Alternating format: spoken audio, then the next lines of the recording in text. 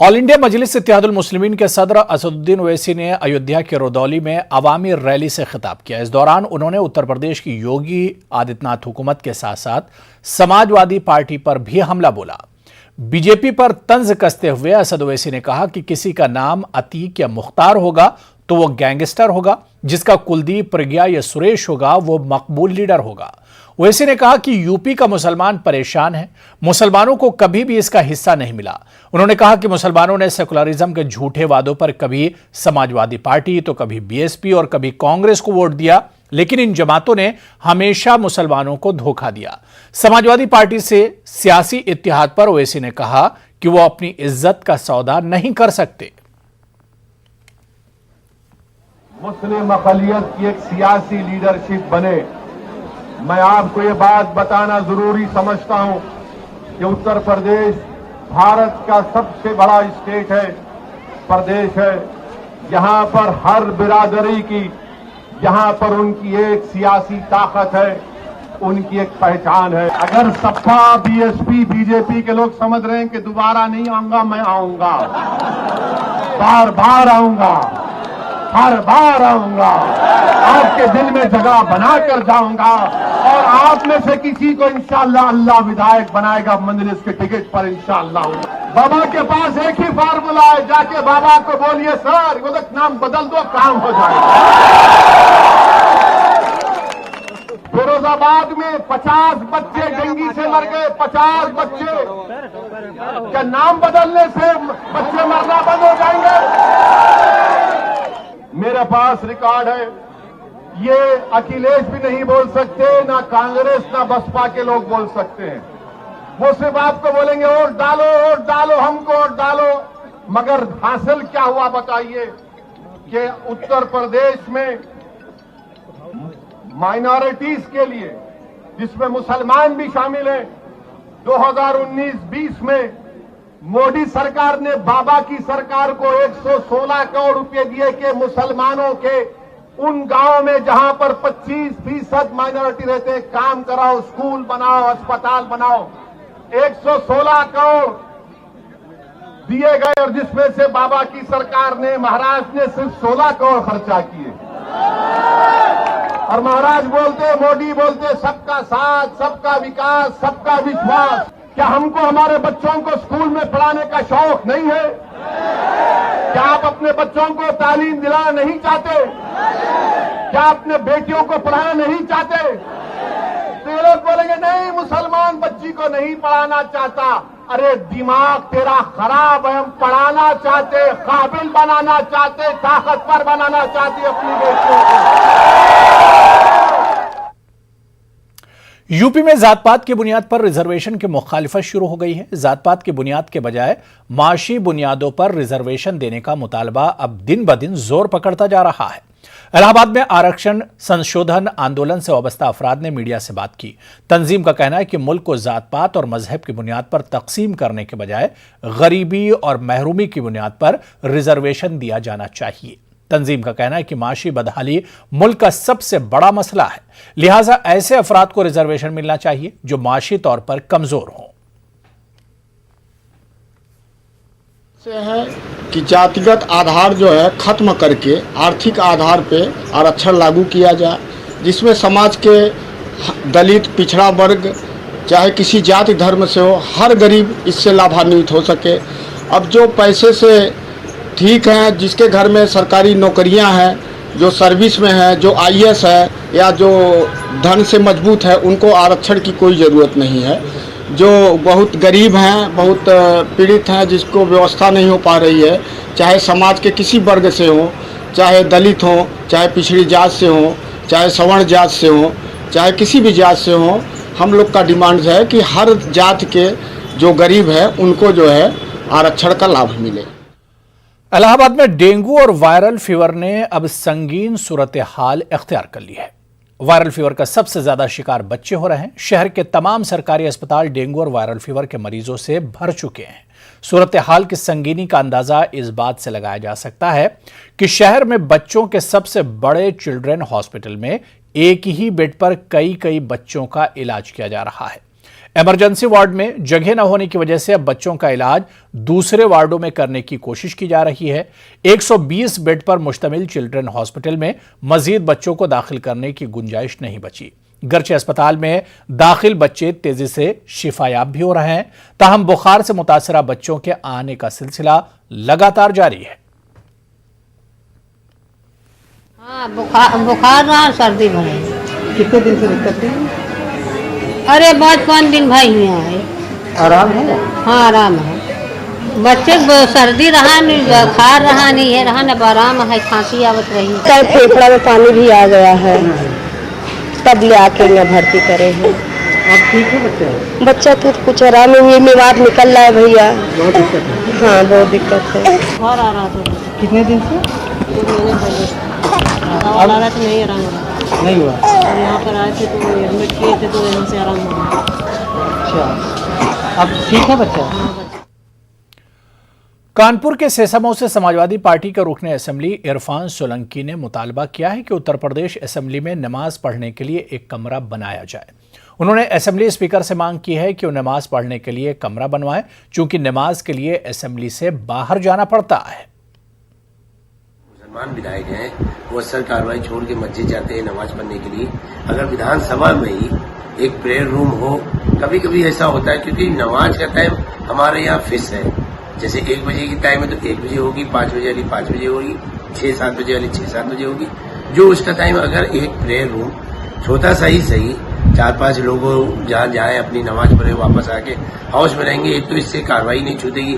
बहुत बार ऐसा होता है कि किसी विधायक का क्वेश्चन लगा हुआ है, महत्वपूर्ण क्वेश्चन है, छेद का मामला है, उसने लगा रखा है, अब वही उसी समय में मान लीजिए अजान का समय है और वो ना तो क्वेश्चन छोड़ सकता है ना नमाज छोड़ सकता है। और क्योंकि नमाज पूजा ये सब आस्था का विषय है और मेरा मानना ये है जहाँ आस्था की बात है वहीं बड़े बड़े इंटरनेशनल एयरपोर्ट हो या डोमेस्टिक एयरपोर्ट हो, वहां भी एक छोटा सा प्रेयर रूम बना दिया गया है ताकि लोग अपनी इबादत कर सकें और आगे बढ़ सकें। और अगर ये अच्छा काम है, अगर विधानसभा अध्यक्ष जी चाहे तो इसमें विचार भी कर सकते हैं। और एक कमरा बना देने से न कोई हानि होगी न किसी को कोई तकलीफ।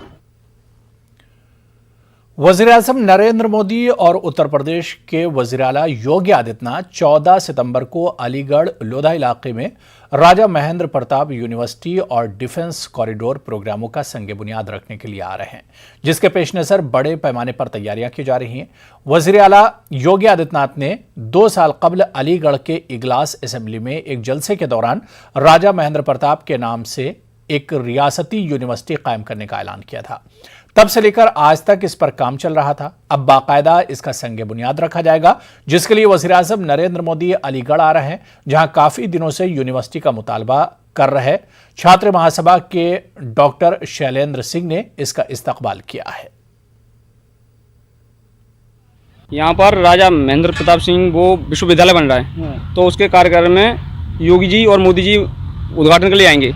उसके लिए कार्य चल रहा है। क्या बना रहे हो आप? ये हेलीपैड बन रहा है। कितने हेलीपैड तैयार हो रहे हैं? ये हेलीपैड बनने 5 तो कंप्लीट होंगे, उसके बाद में एक और बन सकता है। खुशी की बात है कि अलीगढ़ में एक राजकीय विश्वविद्यालय राजा महेंद्र प्रताप सिंह जी के नाम पर बनने जा रहा है। हमारे संगठन के द्वारा काफ़ी लंबे समय से ये मांग की जा रही थी, अलीगढ़ के विद्यार्थियों के द्वारा मांग की जा रही थी कि आगरा विश्वविद्यालय से मुक्ति मिले और इस जिले में एक राजकीय विश्वविद्यालय हो, जिसकी सौगात 14 तारीख को प्रधानमंत्री जी और हमारे माननीय मुख्यमंत्री जी दोनों आएंगे और उसकी शिलान्यास करेंगे। और अलीगढ़ मुस्लिम यूनिवर्सिटी के नाम को तब्दील करके राजा महेंद्र प्रताप के नाम पर रखे जाने का मुतालबा अरसे दराज से किया जा रहा है और अब खुद राजा महेंद्र प्रताप के नाम पर अलीगढ़ में एक दूसरी यूनिवर्सिटी बनने जा रही है।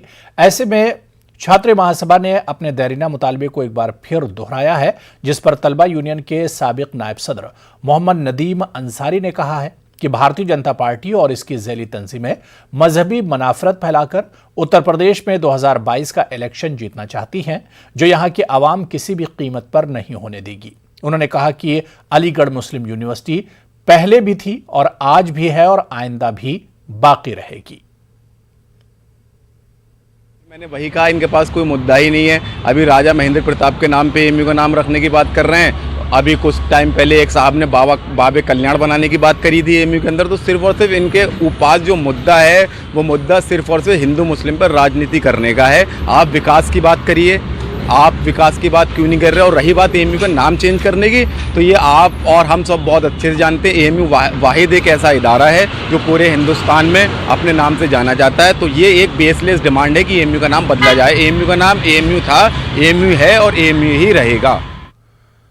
मुजफ्फरनगर शांति मिशन और इसके बाद किसान तहरीक से वाबस्ता रहे समाजी कारकुन और सियासी तज्जियाकार मानते हैं कि 2013 के मुजफ्फरनगर शामली फिरकावाराना फसादात के बाद दो फिरके के लोगों के दरमियान पैदा हुई खाई और नफरत के माहौल को खत्म करने की कोशिशें पहले भी की जाती रही हैं, लेकिन इस महापंचायत में एक ही मंच से अल्लाह अकबर और हर हर महादेव के नारे लगाकर टिकैत लीडरान ने जहां इलाके के किसान बिरादरी की आपसी यकजहती का पैगाम दिया है, साथ ही आने वाले वक्त में तहरीक को मजीद तेज करने का ऐलान किया है, वहीं इस पैगाम के सियासी माने भी निकाले जा रहे हैं। पूरे देश में विभाजन हुआ था, सांप्रदायिक भावना बहुत तेजी से, तो इस सांप्रदायिकता को दबाने में और भाईचारे को बढ़ाने में तो इस मेरे ख्याल से आयोजन ने लाभ ही किया है कि एक मंच पे सभी धर्मगुरु जैसी बातें, ये सब धर्मों के लोग थे और एक सौहार्दपूर्ण वातावरण में तीनों नारों चारों नारे लग गए। तो सरकार को इसका स्वागत करना चाहिए। सरकार उससे क्यों डर रही है या अन्य लोग जो है ये आपत्ति क्यों कर रही है, मेरी समझ में नहीं आता। निश्चित तौर पे इस सामाजिक पक्ष का और ये जो उनके पेशे किसानी से संबंधित आर्थिक पक्ष है, जब मेरे चूल्हे नहीं जलेगा तो उसके राजनीतिक दुष्परिणाम सरकारों को, चाहे किसी पार्टी की हो, किसी दल की हो, कोई सरकार हो, उसे भुगतने के लिए तैयार रहना चाहिए। ये साधारण बुद्धि की बात है, इसमें राजनीतिक समर्थन विरोध की बात नहीं है। और ये हर सरकारों की ये बीमारी है, जब सत्ता में होते हैं तो सत्ता सर चढ़ जाती है और समझदारी विनाश काले विपरीत बुद्धि वाला मामला हो जाता है, वरना लोकतंत्र में सरकारें बदले ही क्यों। अलीगढ़ मुस्लिम यूनिवर्सिटी में आज पंजाबी जबान की अदबी मैगजीन कहानी पंजाब के 101वें एडिशन के इजरा अमल में आया। इस मौके पर मारूफ अदीब प्रोफेसर शाफी किदवई, प्रोफेसर मोहम्मद सज्जाद और अजय बिसारिया मौजूद रहे। मैगजीन के एडिटर पंजाबी जबान के एएमयू में प्रोफेसर क्रांति पाल ने कहा कि इस मैगजीन में अदब, तनकीद और जमालियाती असर के नए अबाद का अहाता किया जाता है।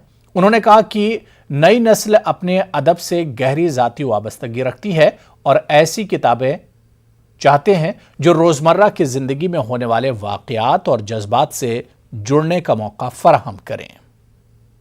अभी में छपने वाली एक ऐसी पत्रिका है जिसमें अदब की बात की जाती है, क्योंकि इसमें इसकी जो स्क्रिप्ट है वो पंजाबी है, लेकिन इसका जो अदब है वो पूरे भारत और बाहर से बाहर पूरे विदेश, पूरी दुनिया से जुड़ा हुआ है।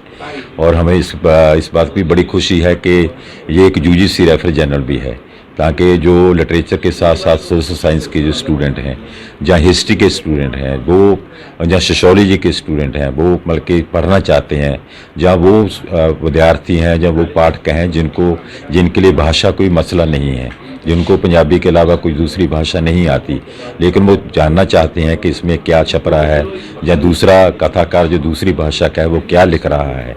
तो ये एक पुल का काम करता है और ये 93 में शुरू हुआ था, इसके 100 अंक छप। गाजियाबाद पुलिस ने महाराजपुर में एक साइको मुलजिम सोनू उर्फ दीपक को गिरफ्तार किया है।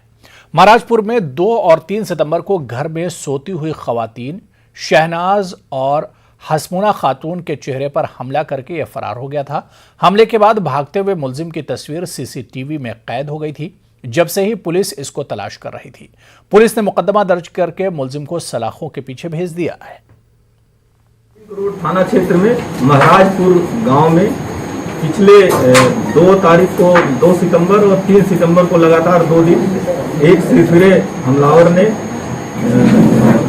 महिला पे जो अकेली घर में सो रही थी उस पे चाकू से हमला किया था, जिसमें मुकदमा पंजीकृत करके लगातार हम लोग उस हमलावर को ढूंढ रहे थे और पुलिस अधीक्षक नगर द्वितीय की टीम और लिंक रोड थाना क्षेत्र की टीम ने उसको आज गिरफ्तार कर लिया है।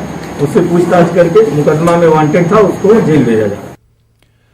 गाजियाबाद विकास भवन में समाजी फलाह बहबूद के दफ्तर में मुलाजमीन ने हंगामा किया। मुलाजमीन ने समाजी फलाह बहबूद अफसर पर नाजेबा अल्फाज का इस्तेमाल करने और रिश्वत मांगने का इल्जाम लगाया। मुलाजमीन का कहना है कि अफसर तनख्वाह की अदायगी के एवज में रिश्वत मांग रहे हैं। मुलाजमीन यूनियन ने भी अफसर के खिलाफ कार्रवाई की मांग की है। हालांकि समाजी फलाह बहबूद अफसर नदीम सिद्दीकी इन इल्जामात की तरदीद कर रहे हैं। आप पे ये आरोप लगे हैं जी कि आप 15% पैसे की मांग कर रहे हैं। गलत है ये पूरी तरीके से। व्यस्तता बहुत चल रही है इस समय, काम बहुत हमको मिला है। आप बताओ ना, हम इन सारे कामों को इस वजह से अगर कोई साइन करने में हमसे विलम्ब हो रहा है तो वो है। बाकी और इस तरीके की जैसे ये लोग बता रहे हैं, मैं काम के लिए इन लोगों से कह रहा हूँ काम को समय से पूरा कर दें, सिस्टम पे पूरा कर दें। ये सारी चीज़ें हैं, इसमें अगर विलम्ब हो रहा है, अगर मैं इसमें इन लोगों को कुछ कहता हूँ तो इन लोगों को ये बात बुरी लगती है। ये बात है। आप नहीं, इनका ये भी कहना है कि इन पर आप नहीं, शब्द कहते हैं, बिल्कुल ऐसी कोई बात नहीं है, बिल्कुल सरासर ये हम इसको आप बताइए अध्यक्ष जी, कुछ ऐसी बात नहीं, ऐसी कोई बात नहीं है। इनका ये भी कहना है कि इनके बाद के जो लोग हैं उनका पैसे देके काम हो गया है। आखिर क्या वजह है कि इनका काम नहीं हो पा रहा? नहीं, इनका विलम्ब हो गया, इनके बाद जो हुआ उनका काम हो गया। तो कहीं ना कहीं इसमें मेडिकल बिल बहुत से थे, उनको रखा गया था, तो मैंने उसको सिस्टम बनाया कि इसकी एक पत्रावली बना लो, नोटशीट बना के मेरे सामने लाओ। ऐसे इस तरीके से सिंगल सिंगल लेके आओगे फिर वो फाइलों में नहीं जाती है। कोई भी चीज़ व्यवस्थित नहीं थी, आप पता कर सकते हैं कि इसके पहले कोई चीज़ व्यवस्थित नहीं थी। मेरा मकसद खाली ये है कि चीज़ों को खाली सिस्टमेटिक। उत्तर प्रदेश जमीयत उलमा के नायब सदर के ओहदे पर कानपुर के मौलाना अमीनुल हक अब्दुल्ला कासमी का तकर्रुर किया गया है। इनके मरहूम वालिद मौलाना उसामा कासमी यूपी जमीयत उलमा के सदर हैं और अब इनके लड़के अमीनुल हक को जमीयत का नायब सदर बनाया गया है। इस मौके पर अमीनुल हक ने कुछ इस तरह अपने तासुरात का इजहार किया। जिस संगठन से जुड़े हैं, जमीयत उलमा से जिसकी जिम्मेदारी दी गई है, उसके बहुत सारे काम हैं, जिसमें से हालात के तहत, वक्त के तहत इस वक्त का सबसे जो बड़ा काम है वो मुस्लिम बच्चे बच्चियों की पढ़ाई के ताल्लुक़ से है, एजुकेशन के ताल्लुक़ से है और समाज सुधार के ताल्लुक़ से। इन दो चीज़ों को मेन मुद्दा बनाकर अपने शहर कानपुर में और पूरे प्रदेश में काम करने का इरादा है। और किन किन क्षेत्रों में काम करना है आपको, और क्या आपने जो वो बना लक्ष्य बनाया? यूपी को 3 हिस्सों में बांटा गया है। एक वेस्ट है, ईस्ट है और एक सेंट्रल यूपी है। सेंट्रल यूपी में 26 ज़िले आते हैं, वहाँ पहले से काम हो रहा है। उसके अलावा टोटल यूपी में 75 ज़िले हैं जहाँ हमारी यूनिट है। उन सारे ज़िलों में ये शिक्षा से रिलेटेड और समाज सुधार से रिलेटेड काम करना है इंशाल्लाह। हर गुजरते दिन के साथ उत्तर प्रदेश में इंतखाबी सरगर्मियां तेज होती जा रही हैं। तमाम सियासी जमातें एक्शन में हैं। सियासी लीडरान अपनी बातें और मंसूबे अवाम के सामने रख रहे हैं। इसी कड़ी में आज लखनऊ में बहुजन समाज पार्टी का इजलास हुआ। इजलास से खिताब करते हुए बीएसपी सरबराह मायावती ने आइंदा इंतखाबात में जीत का दावा किया। उन्होंने कहा कि बीजेपी हुकूमत आवाम और किसानों से किए गए वादों को पूरा नहीं कर सकी। उन्होंने कहा कि अगर उत्तर प्रदेश में बीएसपी की हुकूमत बनी तो तीनों ज़राई क़वानीन लागू नहीं होने दिए जाएंगे। उन्होंने आरएसएस सरबराह मोहन भागवत की भी नुक्ताचीनी की। उन्होंने कहा कि मोहन भागवत कहते हैं कि हिंदू और मुसलमान के अजदाद एक ही हैं। मायावती ने दरियाफ्त किया कि अगर ऐसा है तो मुसलमानों के साथ सौतेला सुलूक क्यों किया जाता है। उन्होंने मजीद कहा कि ब्राह्मण समाज का भी हर सतह पर इस्तेहसाल होता है।